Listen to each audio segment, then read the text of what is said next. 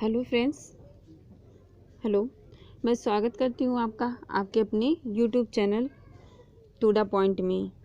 और स्वागत करती हूँ उन बच्चों का 9th क्लास के, अपने बच्चों का 9th की क्लास में, जिसमें मैं आप लोग को फर्स्ट चैप्टर पढ़ा दिया है। सेकंड चैप्टर में पढ़ा रही हूँ गिरे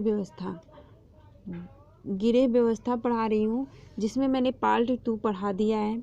पार्ट 2 में मैंने पहले में आप लोगों को पढ़ाया है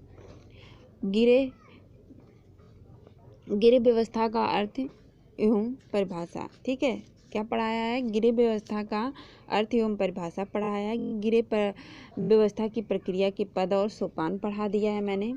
ठीक है, सॉरी, मैंने एक पार्ट पढ़ाया है या मिस्टेक हो गया है। ये आपका होगा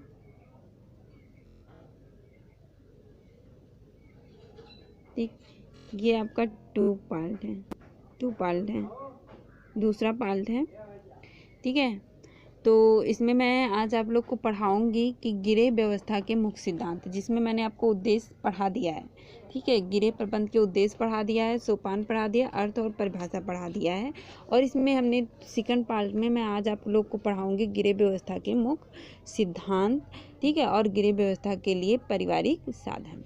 चलिए देखते हैं अपना ये वीडियो। बहुत ही इम्पोर्टेंट पॉइंट है आप लोगों के लिए, बहुत ही अच्छा टॉपिक है ये, और 9th क्लास के बच्चों के लिए और उन सभी बच्चों के लिए, यानी सभी के लिए जो एकेडमिक हैं और जो क्या कहते हैं कंपटीशन लेवल की तैयारी कर रहे हैं, चाहे वो टीजीटी पीजीटी हो या यूजीसी नेट हो। तो हर जगह पे आपके गिरे प्रबंध पूछा जाता है, तो उसके सिद्धांत आते ही आते हैं। तो उन बच्चों को भी ये बहुत ही अच्छी तरह से बेनिफिट देगा। इसके लिए आप हमारी पूरी वीडियो को ज़रूर देखें। ठीक, और अगर वीडियो अच्छी लगे तो उसको लाइक करिए, और जो बच्चे नए हों वो सब्सक्राइब कर लें। चलिए शुरू करते हैं अपना ये वीडियो। चलिए देखिए, इसमें देखिए पहला जो आपका है गिरे व्यवस्था के प्रमुख सिद्धांत। ठीक है, तो गिरे व्यवस्था के प्रमुख सिद्धांत उत्तम तथा सुचारू गिरे व्यवस्था के विशेष महत्व, इस पर ही परिवार की सुख समृद्धि निर्भर करती है। गिरे प्रबंध की अवधारणा जहाँ एक जटिल और बहुपक्षीय है, वहीं दूसरी ओर इसका क्षेत्र अत्यंत व्यापक है। इसके सिद्धांतों का पालन करने से परिवार सभी सदस्य क्या होते, लाभान्वित होते हैं। ठीक है, तथा पारिवारिक जीवन में विभिन्न सुविधाओं की प्राप्ति होती है। अतः गृह प्रबंध को निश्चित सिद्धांतों पर ही आधारित होना चाहिए, कि हम जो गृह व्यवस्था करते हैं उसके जो मुख्य सिद्धांत होते हैं उस पर ही ये निर्भर होना चाहिए। देखिए ये डायग्राम है आपका, इसके मुख्य सिद्धांत जो हैं, एक है कार्य व्यवस्था, दूसरी अर्थव्यवस्था, तीसरा श्रम व्यवस्था, और चौथा आपका है अवकाश तथा मनोरंजन व्यवस्था। ठीक, देखिए ये यहाँ पे पॉइंट में दिया गया है आपका कार्य व्यवस्था संबंधी सिद्धांत। क्या है कार्य व्यवस्था संबंधी सिद्धांत? तो इस सिद्धांत में क्या है आपका कि जो भी हम लोग कार्य करते हैं, ठीक है, परिवार के सदस्यों की जो योग्यता है, क्षमता है, कार्य, ठीक, तो उनको क्या करना है कि उस कार्य या दायित्व को ही ऐसे ही व्यक्ति को सौंपना चाहिए जो उनकी क्षमता और योग्यता के अनुसार हो। गिरे कार्य के क्रम में निर्धारित जो आवश्यकता प्राथमिकता दी जानी चाहिए, या ध्यान रखना चाहिए कि सदस्य की आवश्यकता की पूर्ति के लिए अनिवार्य आवश्यक कार्यों से सबसे पहले किया जाना चाहिए। ठीक है, उसके उपरांत हम जो भी कार्य करना चाहते हैं उसको कर लें, उसके उपरांत ही हम जो आरामदायक होगा, विलासितात्मक आवश्यकता होगी, उसकी पूर्ति करेंगे। इस चीज़ को हमें ध्यान में रखना है। जब हम इस चीज़ को ध्यान में रखेंगे तभी हमारी कार्य क्षमता बढ़ेगी। समस्त गिरे कार्यों को भलीभांति पूरा करने के उनका समुचित वर्गीकरण कर लेना चाहिए, और साथ में क्या करना चाहिए, गिरे की प्रकृति और महत्व को ध्यान में रखते हुए दैनिक, साप्ताहिक और मासिक तथा वार्षिक कार्य को बांट देना चाहिए, कि इतना कार्य किसको उसके क्षमता और योग्यता के अनुसार व्यवस्थित ढंग से सबके वो डिवाइड कर देना चाहिए, विभिन्न कार्यों को रखना चाहिए। तो पहला सिद्धांत यही होता है आपका कि कार्य व्यवस्था संबंधी सिद्धांत। दूसरा आपका क्या है, अर्थव्यवस्था संबंधी सिद्धांत। अर्थव्यवस्था बहुत ही अच्छा पॉइंट है आपका, बहुत ही अच्छा सिद्धांत है। देखिए इसमें क्या होता है कि अगर हम कोई उत्तम और सफल गिरे व्यवस्था चाहते हैं, अर्थव्यवस्था, तो सबसे पहले हमें क्या करना होगा कि एक उत्तम अर्थव्यवस्था पर निर्भर करती है, जैसे तभी वो हो पाएगा। परिवार की आवश्यकताएं असीमित होती हैं और बहुपक्षीय भी होती हैं, परंतु इन आवश्यकताओं की पूर्ति के लिए हमें क्या चाहिए? सबसे पहले अर्थ चाहिए, यानी धन चाहिए। ठीक है, ये पारिवारिक आय जो होती है वो सीमित होती है, आवश्यकताएं असीमित होती हैं। तो इसकी सैद्धांतिक और व्यवहारिक रूप को हमें क्या करना है कि सबसे पहले उसकी आवश्यकता को हम लोग समझें कि किसकी सबसे ज़्यादा आवश्यकता है। पारिवारिक आय की तुलना पारिवारिक व्यय पर ना होने दें। ठीक, यानी क्या होता है हम लोग की आवश्यकताएं हमारी बहुत असीमित हैं और हमारे पास आय जो है बहुत कम है। तो इस चीज़ को ध्यान में रखना है कि जितना आय है उतना ही हमें व्यय करना है, प्लस भविष्य के लिए अपने कुछ न कुछ बचा के रखना है। इस सिद्धांत को भी अर्थव्यवस्था संबंधी के अंतर्गत रखा जाता है। ठीक है, परिवार की नियमित रूप से कुछ ना कुछ बचत करनी चाहिए, ये भी बहुत ज़रूरी, मैंने कहा नहीं, कुछ ना कुछ भविष्य के लिए बचा के रखनी चाहिए। अगला पॉइंट आपका है श्रम की बचत संबंधी सिद्धांत।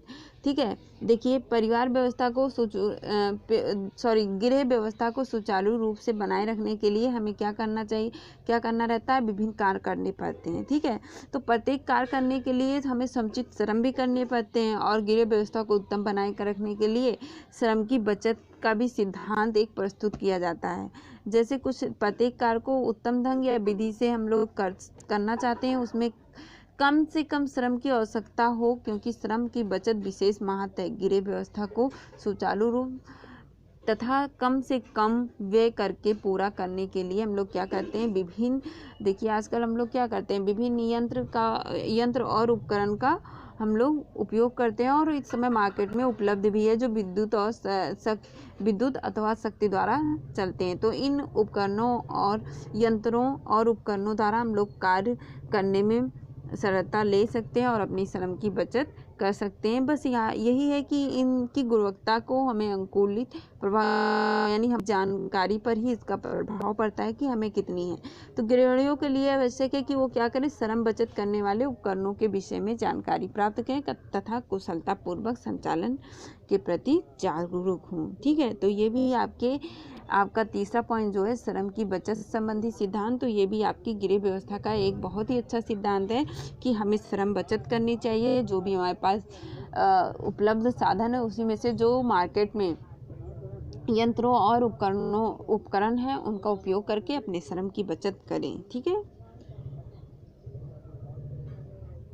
उसके बाद 4 पॉइंट है आपका, यहाँ पे अवकाश होना चाहिए था, इसको अवकाश कर लीजिए, वो आ रहेगा यहाँ पे, अवकाश तथा मनोरंजन संबंधी सिद्धांत। ये भी बहुत ही अच्छा है, यानी सारे कार्यों करने के बाद हमें थोड़ा से उस सिद्धांत को भी कि गृह व्यवस्था को बनाइए नहीं कि सारा दिन हम लोग काम पे ही लगे रहेंगे, काम पे ही सबको लगाए रहेंगे, तो उससे भी हमारा गृह व्यवस्था थोड़ा से अस्त व्यस्त हो सकता है। तो इस चीज़ को भी ध्यान में रखना है कि हमें मनोरंजन के साधन को भी समुचित महत्व देना चाहिए। मनोरंजन के लिए समय भी उपलब्ध हो। व्यक्ति के जीवन में स्वस्थ मनोरंजन तथा विश्राम का अपना महत्व होता है। ठीक है, मनोरंजन तथा विश्राम से क्या होता है कि जहाँ एक और मानसिक तथा शारीरिक थकान दूर होती है, वहीं दूसरी ओर चित्त भी प्रसन्न रहता है। तो इस उद्देश्य की प्राप्ति के लिए हमें क्या करना है कि सभी सदस्यों के लिए गृह व्यवस्था में यथासंभव एवं आवश्यकता के अनुरूप अपना अपना योगदान करना चाहिए, जिससे गृहिणी को क्या हो? आवश्यक विश्राम तथा साथ में ही उसे मनोरंजन भी उपलब्ध हो सके। ठीक है, और इस प्रकार से आपके गृह व्यवस्था का सिद्धांत या गृह कार्य या गृह व्यवस्था को उत्तम चलाना है तो हमें इन 4 सिद्धांतों को ध्यान में रखकर ही कार्य करना पड़ेगा। ठीक है, सिद्धांत हो गया आपका। अब आपका है गृह अर्थव्यवस्था के लिए पारिवारिक साधन। ठीक, अगर हमें गृह व्यवस्था बनाए रखना है तो उसके लिए एक पारिवारिक साधन का भी होना जरूरी होता है। ठीक है, तो वैसे तो देखा जाए उत्तम गृह व्यवस्था के लिए क्या है? उत्तम गृह व्यवस्था के लिए, गृह प्रबंध या व्यवस्था के लिए अनिवार्य है कि पारिवारिक साधनों का उपयोग उचित रूप से किया जाए। किसी भी पारिवारिक साधन के सदुपयोग या अनुपयोग से गृह व्यवस्था के अर्थव्यस्त होने की आशंका बनी रहती है। ठीक है, तो यदि इन समस्त पारिवारिक साधनों का उचित प्रकार से योगदान किया जाए तो निश्चित निश्चित रूप से पारिवारिक समृद्धि, सुख एवं प्रगति में वृद्धि होगी। समान रूप से गृह प्रबंध का दायित्व गृहिणी पर ही होता है। बात सही है कि गृह प्रबंध या गृह व्यवस्था का दायित्व तो एक गृहिणी के ऊपर ही होता है, अतः अनिवार्य है कि गृहिणी को समस्त पारिवारिक साधनों का उचित ज्ञान हो। ठीक है, तो इन पारिवारिक जो भी साधन, अनेक साधन होते हैं, वैसे विभिन्न संगठनों तथा विद्वानों ने अपने अपने ढंग से पारिवारिक साधन का वर्गीकरण प्रस्तुत किया है, परंतु मुख्य रूप से समस्त पारिवारिक साधनों को दो वर्गों में बांटा गया है। वो कौन से दो वर्ग हैं? एक मानवीय, क्या है, एक मानवीय ह्यूमन सोर्सेस, और दूसरा आपका भौतिक साधन नॉन ह्यूमन सोर्सेस। इन दोनों ही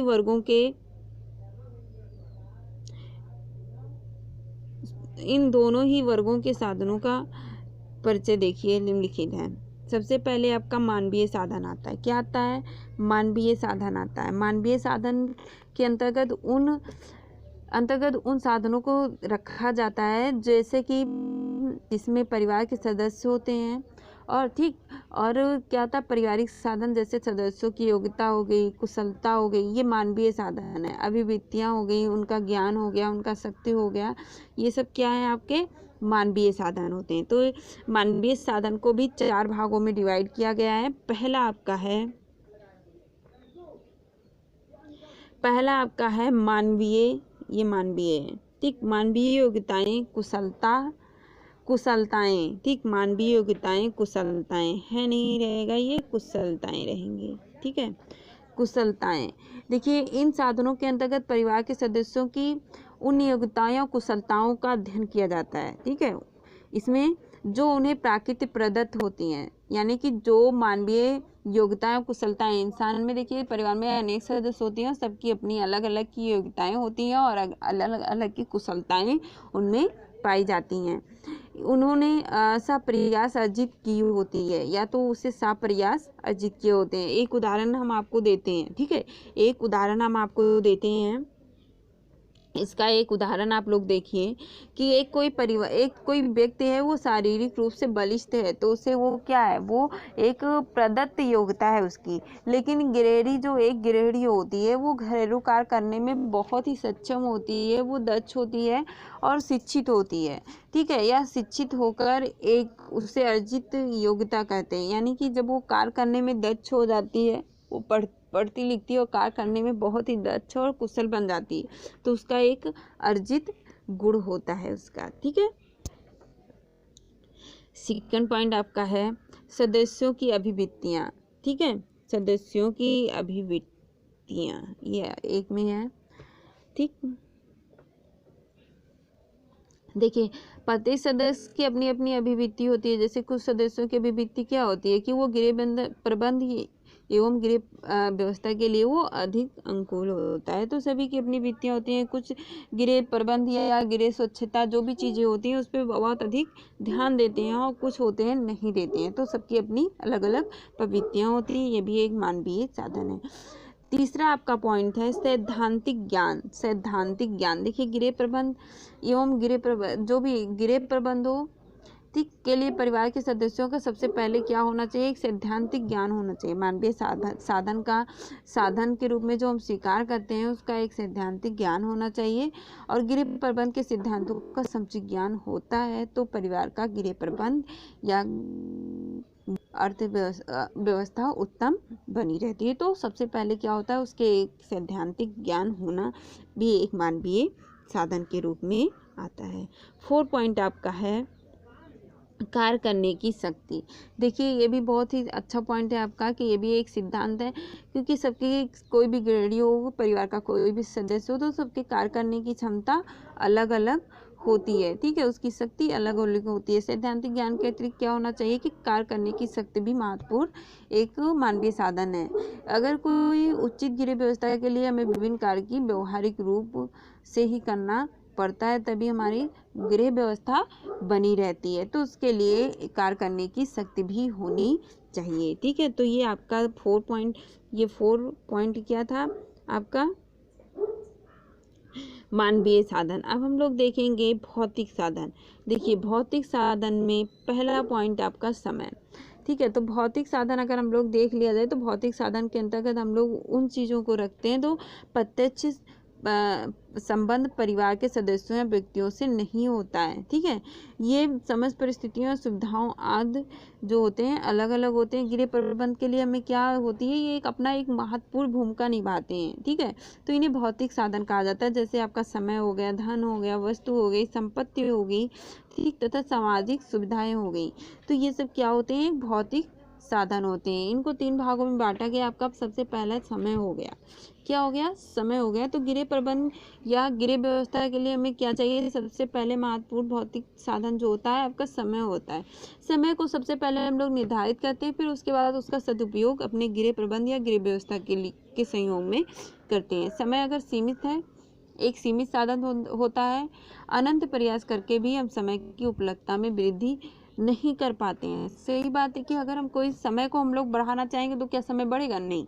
उसका एक निश्चित समय होता है। अगर हम एक निश्चित समय पर अपना कार्य नहीं संपन्न करेंगे तो वो दोबारा नहीं आएगा। तो हमें समय का नियोजन ही एकमात्र विकल्प होता है। तो समय एक भौतिक साधन में आता है जिसके लिए हमें बहुत ही प्रयास और उसका नियोजन करके ही कार्य करना होता है। अगला पॉइंट आपका होता है धन, अर्थ जिसे कहते हैं, ये भी एक महत्वपूर्ण भौतिक साधन होता है। ठीक है, धन से वह सभी वस्तुएं सुविधाएं हम लोग प्राप्त कर सकते हैं जो गृह प्रबंध के लिए अनिवार्य होता है। धन पार्जन के तथा उसके व्यवस्थित व्यय का विशेष महत्व होता है। ठीक है, धन ही एक ऐसा सीमित साधन होता है जिससे हम अधिकतम लाभ प्राप्त करके सूझबूझ तथा नियोजन की आवश्यकता होती है। ठीक है, अगला आपका है वस्तुएं एवं संपत्ति। देखिए, कुछ हमारे पास जो वस्तु होती है, संपत्ति होती है, वो भी हमारे क्या होते हैं, एक भौतिक साधन होते हैं। ठीक है, क्या होते हैं, भौतिक साधन होते हैं जिसका हम प्रत्यक्ष या परोक्ष रूप से उपयोग करते हैं। इसके अंतर्गत आपका मकान आ गया, क्या आ गया, इसके अंतर्गत आपका क्या आएगा, मकान हो गया, फर्नीचर हो गया आपका, फर्नीचर हो गया आपका। ठीक है, और आपके भोज्य पदार्थ हो गए, क्या हो गए, भोज्य पदार्थ हो गए। तो ये क्या होते हैं, चल अचल संपत्ति होते हैं। चल अचल यानी कि कुछ ऐसे होते हैं, मकान, फर्नीचर, ये तो रहते ही रहते हैं। अचल में आपके होते हैं जैसे भोज्य सामग्री, ये आते जाते रहते हैं। ठीक है, चलिए अगला पॉइंट आपका है, लास्ट पॉइंट आपका है इसमें, सामाजिक सुविधाएं। क्या होती हैं, सामाजिक सुविधाएं। तो समाज, समुदाय एवं राष्ट्र द्वारा जो भी उपलब्ध साधन होते हैं, जो भी सुविधाएं दी जाती हैं, वो भी गृह प्रबंध का एक महत्वपूर्ण भौतिक साधन होता है। जैसे कानूनी व्यवस्था हो गया, सुरक्षा का शासन देना है, यानी हम गांव समाज में रह रहे हैं तो वो हमारी सुरक्षा की जिम्मेदारी ले रहे हैं। यातायात हो गया, संचार की सुविधा हो गई, बाजार व्यवस्था हो गया, बैंक हो गया, डाकघर हो गया। ठीक है, तो ये सब एक क्या है, एक भौतिक साधन है जिसके नियोजन के लिए गृह प्रबंधन को अधिक सुचारू बनाता है। देखिए, इन सभी विवरणों से आपको ये एक क्या है, संक्षिप्त परिचय तो प्राप्त हो ही गया होगा कि गृह प्रबंध व्यवस्था या व्यवस्था के लक्ष्य को प्राप्त करने के लिए ये सहायक होते हैं। इन उपलब्ध साधनों का अगर हम अच्छी तरह से प्रयोग करते हैं तो क्या होता है, हमारा गृह व्यवस्था की जो कला होती है वो सत्य हो जाती है। ठीक है, और गृह व्यवस्था के जो विभिन्न मानवीय और भौतिक साधन की आवश्यकता होती है उन सबकी पूर्ति भी हो जाती है। और गृहिणी को घर व्यवस्था में कुशल होना चाहिए। ठीक है, तो गृहिणी जो होती है वो कार्य कुशलता पर ही गृह व्यवस्था निर्भर करती है, गृहिणी की कार्य कुशलता पर ही निर्भर करती है। तो आपके सेकंड पार्ट में बस इतना ही। आपके मैंने 2 चीज़ पढ़ाया इसमें, एक गृह व्यवस्था के सिद्धांत, दूसरा गृह व्यवस्था के पारिवारिक साधन। अब अगले पार्ट में यानी पार्ट 3 में आपको हम पढ़ाएंगे गृह व्यवस्था के तत्व या कारक। ठीक है, ये हम नेक्स्ट पार्ट में पढ़ेंगे। और तब तक के लिए बाय बाय। अगले पार्ट में हम आप